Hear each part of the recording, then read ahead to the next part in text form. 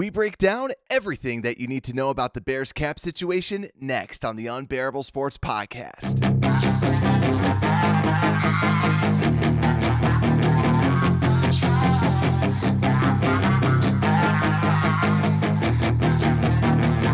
Yeah, she's got some nice long Welcome back to the Unbearable Sports Podcast. I'm your host, Brad Barron. Make sure to like and subscribe out there on YouTube.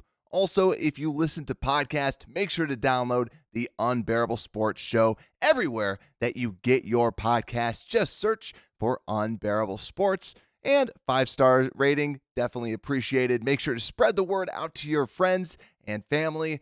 And ladies and gents, happy Valentine's Day. And unfortunately, I'm by myself. Johnny PayPal, he's getting ready for a good, awesome Valentine's Day with his girlfriend. This is their first Valentine's Day together. So he's definitely trying to do a little romance, trying to get good. So with that, totally understood. So we had the Super Bowl yesterday. Hope you had a great time with that. So obviously a big reason why we didn't record. So today, wanted to record something, and that's why we're going down the cap space. Like, I don't see a lot of people talking about it. I just want to assess, here's where we're at. Here, are there any potential cap casualties? Spoiler alert, I don't really think so. But really what I want us to do is let's just have a better understanding of where the Bears sit from a cap perspective. What's the actual cap space? Then also, maybe what's some of the dead cap that we had? Is there any strategies that we could have with some of these players as well? And just so that we can see who's someone that, if we sign someone good, could be potentially released. So we'll just look at all that, break it all down. Also, just a quick reminder, if you want a sports bet, make sure to use betus.com, promo code unbearable, link down in the description, if you want to help out the show a little bit. But let's just get started. Let's get to the big question that everybody's got on their minds, right? The big question is, how much cap space do we have? We've had rumors. It's 110. It's 120. I saw another show say that it's like almost 200. I'll tell you that it's not 200. The total cap space is like a little over 200. But now I was scouring the web, just seeing what details I could find. Overthecap.com, also SpotRec, are two of the best sources for the cap information. They have a lot of actual attorneys that understand how to maneuver the cap. They read through everything. That's my sources that I go off of. And drum roll, please. The Bears cap space right now, according to overthecap.com, is $94 million. I wish I had a little sound drop, like a little meow. I thought it was going to be higher. I think a lot of other people thought it'd be higher. SpotRec actually has it as $98 million in cap space that the Bears have right now. And a big reason, so why is it so low? Why is the number off? A big reason is because the Bears just signed 11 people to future contracts.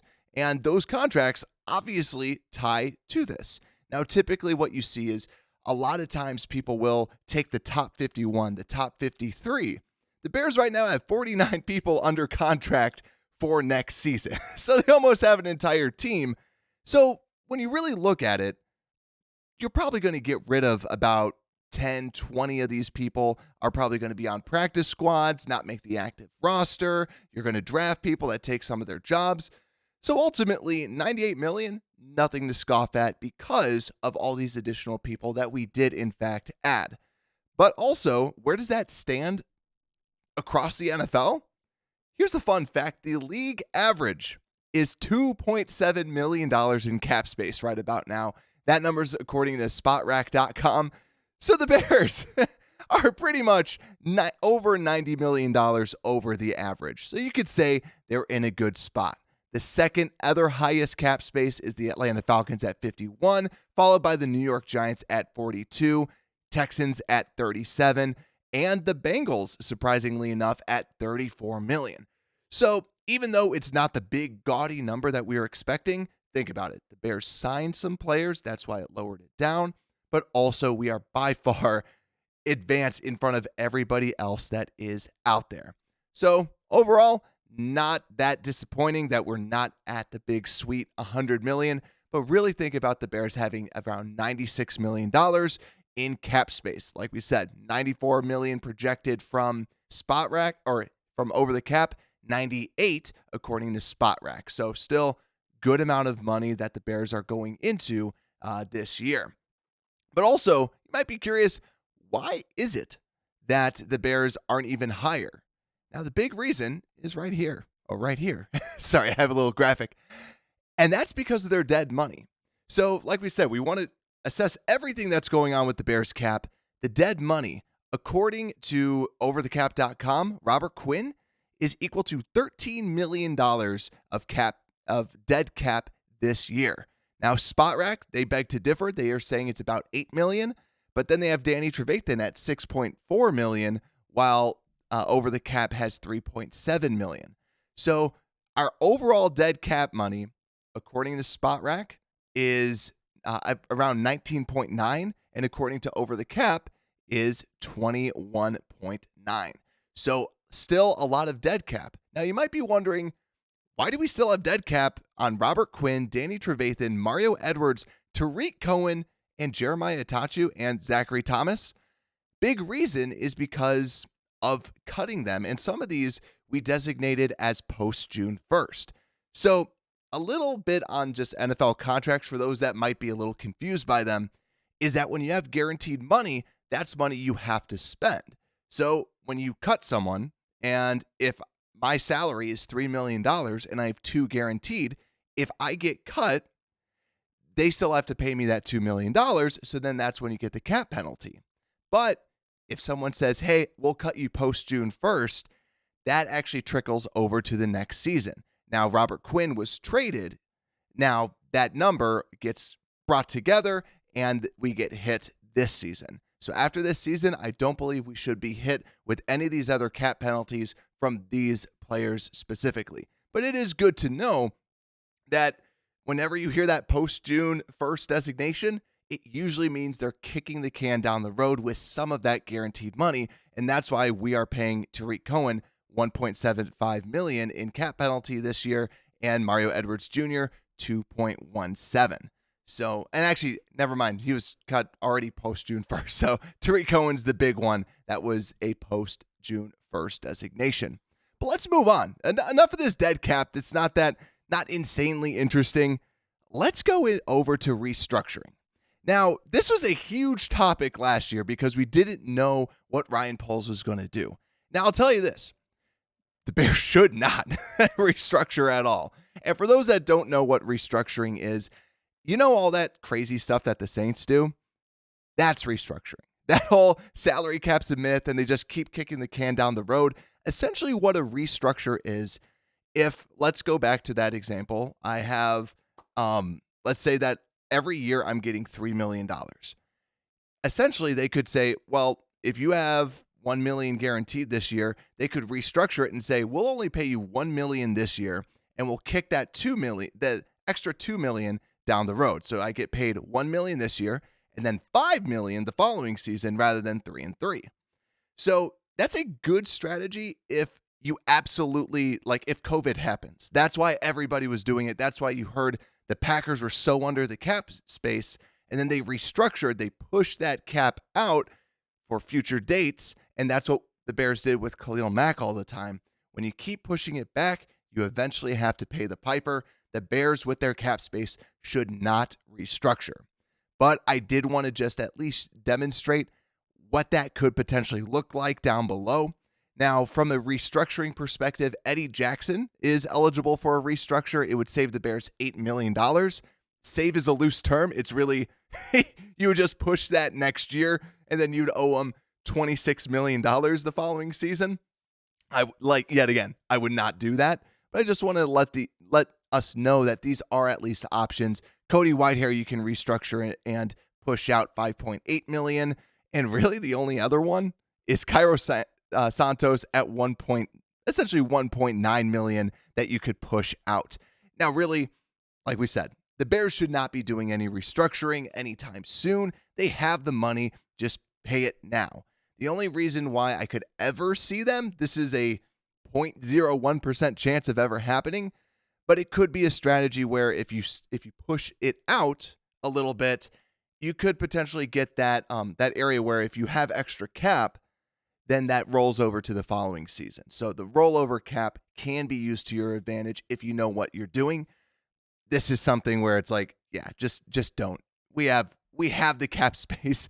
Use the cap space. Don't try and push things out. That's for people that are in the crapper that are below the average of 2.7, which is basically half the league. That's why you're going to see a lot of restructures.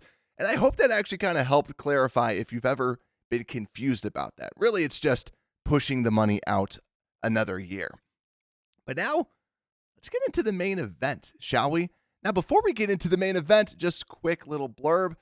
We are sponsored by Transparent Labs. Transparent Labs puts all the nutrition information on their pre-workouts, their proteins, whatever you need to get in the best shape of your life. Transparent Labs has that. I use it myself, and I'm feeling pretty good. You can click the link down below inside of the description and pick up some Transparent Labs supplements today. We don't have a promo code, just got to use the link, and it helps out the show. But let's go to kind of the last thing, and that's trading and cutting. This is the most interesting part of it all. Let's take a look at what this would look like. So there's a lot of people that we could potentially cut, but like I said before, we're in this rare position that we should not be in a rush to cut any of these guys. We have the money. Like, we should not be doing this. And just so people know, the two highest paid players with the two highest cap numbers are Eddie Jackson at $17 million and Cody Whitehair at $14 million.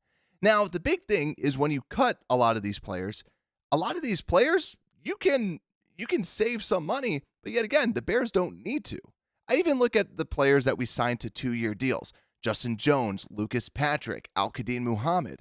Pretty much each one of those players, you're saving around $4 million if you were to cut them. 4.9 with Justin Jones, about 3.9 with Lucas Patrick, 3.9 with Al-Quadin Muhammad. Now, even though I'm not a big Al-Quadin Muhammad fan, and it doesn't even seem like the Bears are too much, you don't have to cut any of these players because, to me, if you're already going to save some of that money, see what you can do in free agency. Try and bring some people in. And if you bring someone in that you're like, yeah, now we don't need Al-Quadin anymore, then cut him. Because last year, when we were cutting a lot of these players, it's because we had no cap space. We had to do something to try and be like, how can we get any form of cap space? Unless there's someone that the Bears really are like, listen, Al-Quadin is not a good scheme fit. We have to upgrade. We have to move on, right? We like Dominique Robinson and Travis Gibson more than him, so let's just move on. But ultimately, I would be surprised if the Bears made a quote-unquote cap casualty before free agency actually begins because you don't really need to make a lot of these moves. But another thing, just so that we note, for those that can see on YouTube, a lot of these players you can cut and save money. So like a Kindle Vildor, if he doesn't make the cut, you can literally cut him and save over $2 million, 2.7 mil. So yet again, we're not pinching pennies here.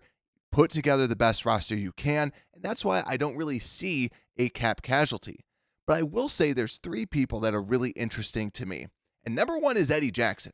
I brought this up when we talked about defensive free agents. Jesse Bates is going to be a free agent, and he's projected to get about $15 million. Now, over the next 2 seasons, Eddie Jackson is projected, or over the next handful of seasons, Eddie Jackson is projected to get around $18 million because Ryan Pace kept restructuring his deals. So now we're paying $18 million a year for Eddie Jackson. If the Bears are able to land a Pro Bowl safety like Jesse Bates, I would say, hey, move on, get younger. But if it's not Jesse Bates, keep Eddie Jackson. Like, Eddie Jackson looks so good. He was so amazing out there, but he is at that magical age of 30. So that's one thing that I just want to see, right? He's a very good player, but he is 30. Do they want to try and get younger? Just someone to be on the lookout for. And $18 million a year is a lot of money for a safety. And then second is Cody Whitehair. Cody Whitehair was rumored to be on the trade block last season, and obviously was not traded. He's still on the team. Like we said, $14 million in cap for a cap hit. If he gets cut pre-June 1st, it's $5.8 million that the Bears would save. Let's say that they hold on to him and they wait till training camp to potentially cut him. It would be $9.9 million. Yet again, the only reason why you would want to cut him is if you had somebody better out there, or if they just completely overhaul this line, or they think that he's not the right guy for the job. Yet again, lots of trade rumors last year, and usually when there's smoke, there's some fire. I still think, yet again, keep him, see what you can, if you can get anybody better, if you can bring in someone that is your guy, or you can draft someone that all of a sudden impresses, that's when you would get rid of him. But yet again, you don't have to. So I like the idea. Keep him until you just don't want, until he's no longer that starter for you. But let's go to my last one. Someone who I'm a little interested to see is Alex Leatherwood. Alex Leatherwood did not play well, and Alex Leatherwood, his entire contract is guaranteed. He still has 2 years left this year and the following season. And since it's fully guaranteed, if you cut him, you would actually take on an additional $2.6 million, because basically his deal is saying, hey, over the next 2 seasons, we're guaranteeing you that we will pay you $4.6 million, and it's spread across those 2 years. So this year, it's a $1.9 million cap hit, and if they want to cut him, they would actually take on a total of $4.59 million. You can afford it if you just want to cut your losses, literally, and just get rid of them. Personally, there's a reason why they added him. They must have liked what they saw out of him. So to me, why not? Why not just see what he can do in the offseason? Don't rush these things. You have the cap space. You have the flexibility. But one thing that's actually kind of interesting is the potential trade. If you trade him, the way that these guarantees are set up for Alex Leatherwood's contract, according to SpotRack, you would not take on any dead cap.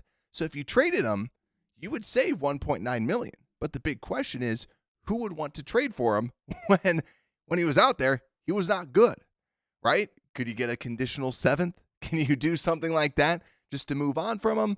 I think it's rather unlikely, because nobody put a claim in for him except for the Bears. So he's definitely somebody that I'm going to be on the lookout for. Just an ear to the ground. Is he going to be an early cut where the Bears say, listen, this guy just isn't the person that we wanted, let's move on? Or let's see what he's got, right? Ultimately, the Bears are the ones that are seeing him day in, day out. They saw him at practice, and I think Leatherwood is going to be a very interesting person. So I hope you found this educational, just kind of going through some of the cap and understanding what the Bears have out there. Like we said, little under $100 million, but also we are in a very good spot. Last year, we're just trying to figure out, how can we put together a 53-man roster? How can we do anything with this? Because we just wanted to get rid of like a Khalil Mack and save a little bit of money. This year, good spot, good salary, and it should be exciting. Like I said, nothing major should happen soon, but we'll see. And that's why you got to stay tuned. That's why you got to like and subscribe out there on YouTube. Rate 5 stars for all those listening out in podcast land. And with that, Unbearable Sports Podcast, we're out.